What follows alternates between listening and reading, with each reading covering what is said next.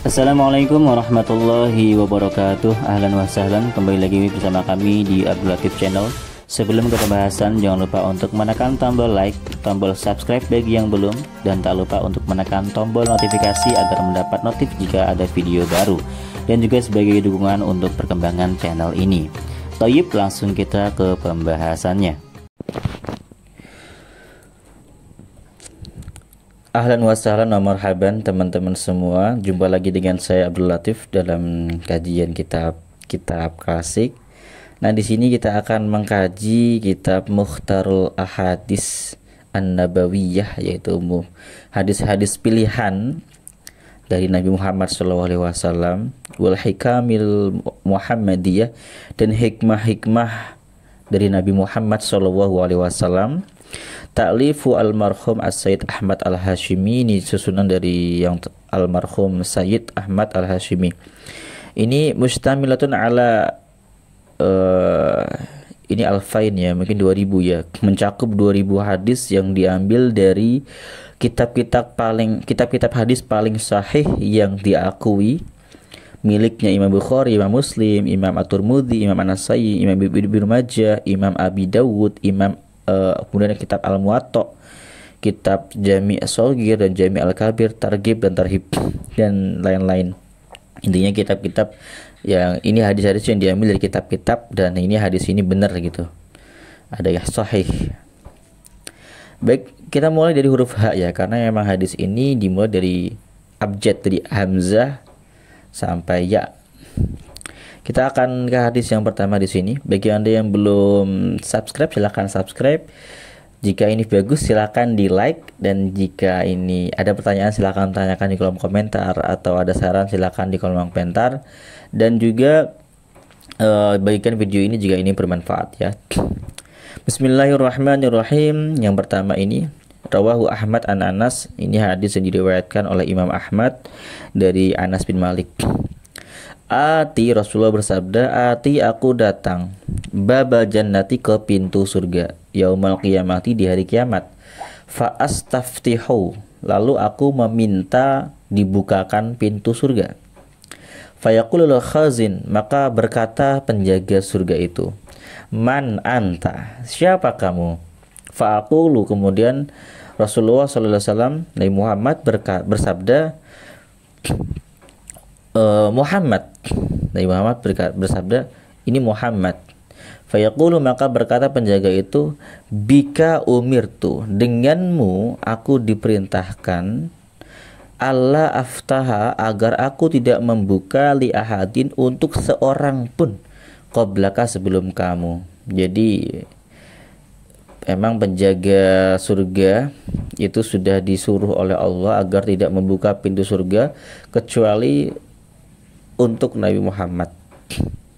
Di pertama ya, tidak boleh membuka pintu surga sebelum Nabi Muhammad masuk. Ya, ini hadisnya ini. Jadi ini yang penting ya, maka kita harus berbanyak sholawat kepada Nabi, karena beliau tuh orang spesial. Bayangkan saja, beliau orang yang pertama masuk ke dalam surganya Allah Subhanahu wa taala. Kita patut bangga sebagai umatnya Nabi Muhammad.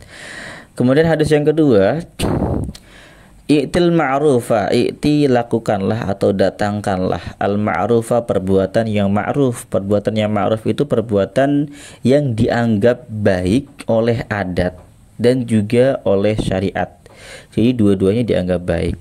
Jadi ma'ruf ini biasanya lebih diutamakan syariat. Kalau secara syariat itu baik, maka itulah ma'ruf. Karena kalau kita hanya mengatakan kebaikan, itu masih perspektif.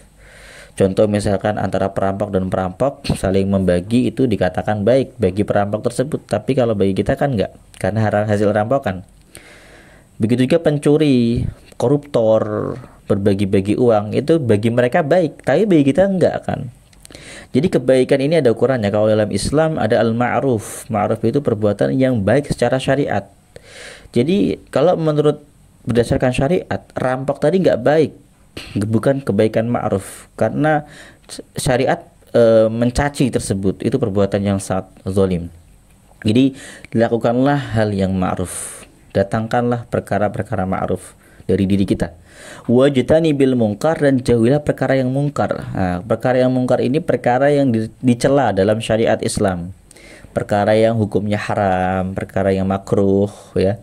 Bisa jadi itu masuk ke dalam hal-hal yang mungkar. Jadi jangan dilakukan. Wangdur, dan lihatlah dan perhatikanlah. Ungdur tuh perhatikan. Wangdur, dan perhatikanlah ma terhadap perbuatan yujibu yang membuat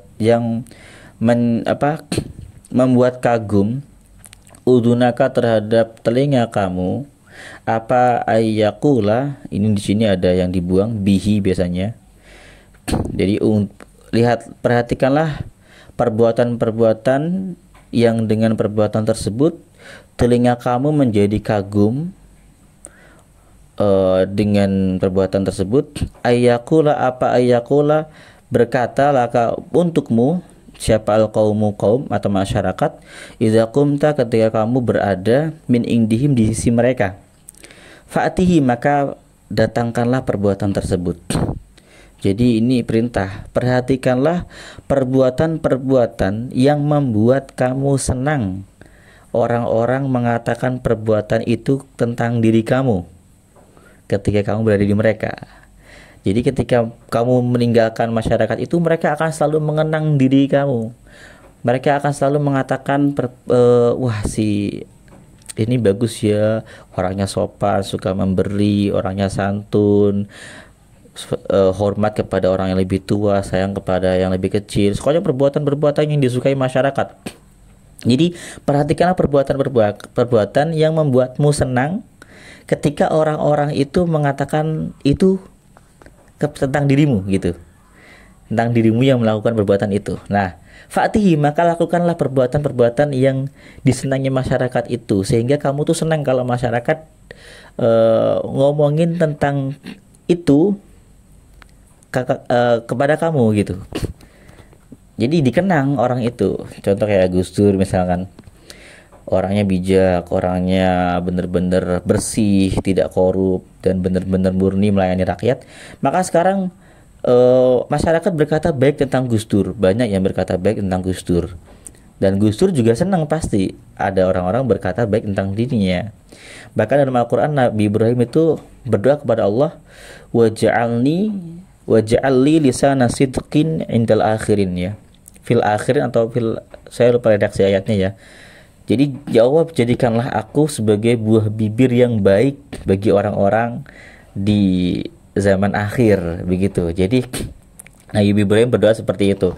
Nah, begitu juga perbuatan-perbuatan baik ini kalau kita kerjakan, maka kita akan jadi buah bibir yang baik di masyarakat, begitu. Maka perhatikanlah perbuatan-perbuatan tersebut, perbuatan yang membuat kita menjadi buah bibir baik di masyarakat. Wa'ngduril ladzi takrahu, dan perhatikanlah perbuatan yang kau tidak suka. Ayyakula berkata, siapa laka untukmu, siapa al-qaumu masyarakat, idza qumta, ketika kamu berada, min indihim, di sisi mereka, fajtanibhu, maka jauhilah perbuatan tersebut. Jadi perhatikanlah perkara-perkara yang kamu tuh nggak bakal suka kalau masyarakat ngomongin itu tentang kamu. Maka jauhilah perbuatan itu. Ya kayak misalkan ketika diajak ngomong orangnya cemberut, ketika diundang nggak pernah datang, ketika ada kerja bakti dia nggak pernah ikut. Ya pokoknya perbuatan yang tidak disukai masyarakat. Nah ini tentang kebiasaan masyarakat berarti kan. Jangan dilakukan. Ini nasihat Nabi Muhammad SAW. Jadi ini ya, buatlah kema'rufan, tinggalkan kemungkaran, jauhi kemungkaran. Kemudian perhatikan apa yang baik menurut masyarakat, lalu lakukan perbuatan yang baik di masyarakat tersebut. Perhatikan juga apa yang dibenci masyarakat, lalu jangan lakukan perbuatan yang dibenci masyarakat tersebut. Begitu kira-kira ya. Selanjutnya hadis yang ketiga di sini, rawahu Ibnu Abi Syaibah, diriwayatkan oleh Ibnu Abi Syaibah. Rasulullah bersabda, afatul ilmi an-nisyan. Afatul ilmi, adapun kerusakannya ilmu itu an-nisyanu, lupa. Jadi ilmu itu bisa rusak. Rusaknya dengan cara lupa. Oleh karenanya ilmu itu harus diulang-ulang terus. Ini bukti ya bahwasanya Rasulullah itu, ya ini kan an-nisyan kan kebalikan dari hafal kan. Hafal kebalikannya lupa gitu. Maka di sini kalau orang lupa hafalannya, maka rusak ilmunya. Jadi secara tidak langsung juga Rasulullah menganjurkan kepada kita untuk hafal. Bahkan di masa Nabi sendiri, masa Nabi Muhammad SAW, sahabat-sahabat itu menghafal Al-Quran. Jadi ilmu itu dihafal pada zaman Nabi. Ilmu-ilmu itu dihafal. Nah, rusaknya ilmu itu ketika lupa. Makanya harus diulang-ulang ilmu itu. Hafalan Quran, hafalan hadis, hafalan kaidah-kaidah fikih, hafalan kaidah ilmu ekonomi, ilmu sosial, ilmu biologi dan lain sebagainya, semua itu dihafal. Pasti hafal. Kalau lupa yaitu rusak ilmunya. Maka harus diulang-ulang. Wa idu'atuhu, adapun menyia-nyiakan ilmu. Jadi jangan sia-siakan ilmu. Ini menyia-nyiakan ilmu adalah antuhaddisa, yaitu kau mengabarkan bihi dengan ilmu ghairu ahli, kepada selain ahli ilmu. Jadi menyia-nyiakan ilmu itu berbicara tentang ilmu kepada selain ahli ilmu. Contoh kita ngomong biologi kepada orang yang nggak ahli biologi, ya sia-sia omongannya, nggak bakal digubris ya kan. Atau bisa jadi orang yang dengar nggak paham tentang ngomong apa ini kan. Kalau bukan ahli ilmu itu ya kita bicara ala kadarnya, jangan bicara yang berat-berat. Jadi di sini juga mengindikasikan bahwa kita kalau berbicara kepada orang, berbicara sesuai dengan kapasitas orang yang kita ajak bicara. Jangan berbicara terlalu susah, terlalu berat, yang memerlukan logika terlalu tinggi, itu jangan. Jadi bicara yang sederhana saja, bicara yang keseharian. Kalau orang yang bukan ahlinya. Jadi kalau kita ketemu ahli ilmu ya saling bicara dengan ilmu. Misalnya kita bertemu ahli hadis, kita berbicara tentang hadis. Ketemu ahli Al-Quran, kita bicara tentang Al-Quran. Ketemu ahli ekonomi, kita berbicara tentang ekonomi dan lain sebagainya itu. Jadi ini termasuk menyia-nyiakan ilmu ya. Jadi ya itu cara agar ilmu nggak sia-sia bagaimana? Ya jangan diomongkan kepada yang bukan ahlinya. Ya seperti itu. Kemudian afatuddin.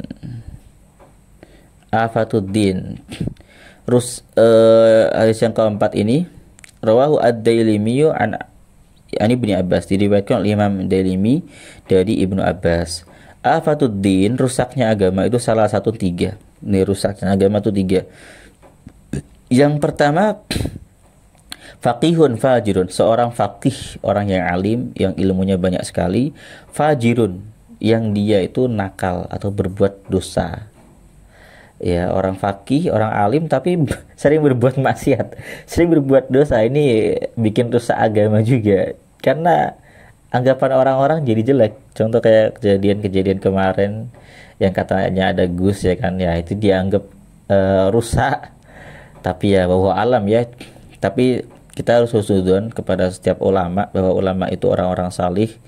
Ya wajar kalau orang-orang salih itu membuat kesalahan, itu kita kewajarkan saja. Kalau ini faqihun majin, orang faqih yang suka berbuat fajir atau kemaksiatan. Ya, kalau orang faqih harus jaga adab kan. Wa imamun jairun, dan pemimpin jair yang zalim tentunya ya. Pemimpin yang melampaui batas, menindas rakyat. Ya, imam. Wa mujtahidun jahilun, dan mujtahid yang bodoh. Mujtahid yang bodoh. Artinya begini, mujtahid itu orang-orang yang dianggap mampu membuat suatu fatwa, mampu membuat suatu hukum, keputusan hukum.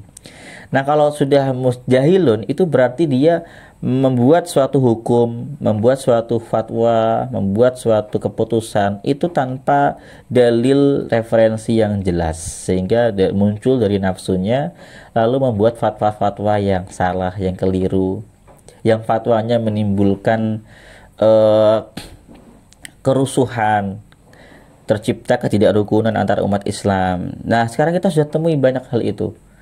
Mulai dirusak agama kan, gara-gara ada orang membuat fatwa yang di situ rakyat sudah rukun, sudah baik. Lalu ada orang yang membuat fatwa di mana fatwa itu atau keputusan itu membuat masyarakat jadi terpisah-pisah. Ada yang suka kubu ini, terpecah-pecah jadinya.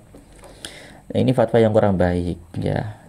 Maka kita harus pandai-pandai memilih ulama yang fatwanya itu menenangkan, baik, menimbulkan kenyamanan, menimbulkan kesatuan. Itulah ulama-ulama yang baik. Jadi kita harus mengikuti ulama-ulama yang baik itu agar gak rusak agamanya. Begitu ya. Mungkin satu lagi terakhir nih hadis. Hadis yang kelima, rawahu Syaikhan ya Nabi Hurairah. Diriwayatkan oleh Imam Bukhari dan Imam Muslim dari Abu Hurairah, ayatul munafiqi salasun. Tanda-tanda orang munafik itu ada 3. Idza haddasa kadzaba, apabila dia berbicara, kadzaba, dia berdusta. Wa idza wa'ada akhlafa, apabila dia berjanji dia mengingkari janjinya. Wa idza tumina khana, dan apabila dia dipercaya dia berkhianat. Ini adalah tanda-tanda orang munafik ya. Kalau di zaman Nabi Muhammad SAW, orang munafik itu orang yang kafir karena hatinya nggak beriman dengan Allah Subhanahu wa Ta'ala. Hatinya nggak beriman, jadi dia kafir. Itu orang munafik. Kalau di zaman sekarang ditemui orang-orang yang punya ciri-ciri seperti ini, dia bukan munafik. Dia hanya ketempelan ciri-ciri munafik, tapi bukan orang munafik. Jadi kita nggak boleh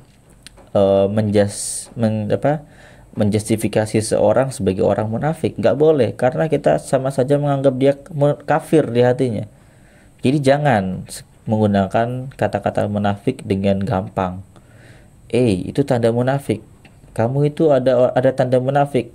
Ya, jadi gitu aja, ada tanda munafik, jangan bilang munafik ya. Kalau munafik itu orang kafir. Jadi dia berbicara, dia berdusta, dia berjanji, dia mengingkari. Ini ada semua nih. Berjanji tapi mengingkari, ini banyak nih. Capres, politikus, banyak sekali yang suka seperti itu ya. Dipercaya malah khianat. Ini pejabat-pejabat nih banyak biasanya ini masalah. Dan ini biasanya timbul karena punya kesempatan. Orang kalau punya kesempatan luas dan gak ada yang tahu, biasanya dia khianat gitu. Ini watak-watak asli, ini ciri-ciri munafik ada nih. Baik, 5 hadis dulu. Jika ada salah kata saya mohon maaf. Jika ada pertanyaan silakan tanyakan di kolom komentar. Terima kasih sudah menyimak sampai akhir. Assalamualaikum warahmatullahi wabarakatuh.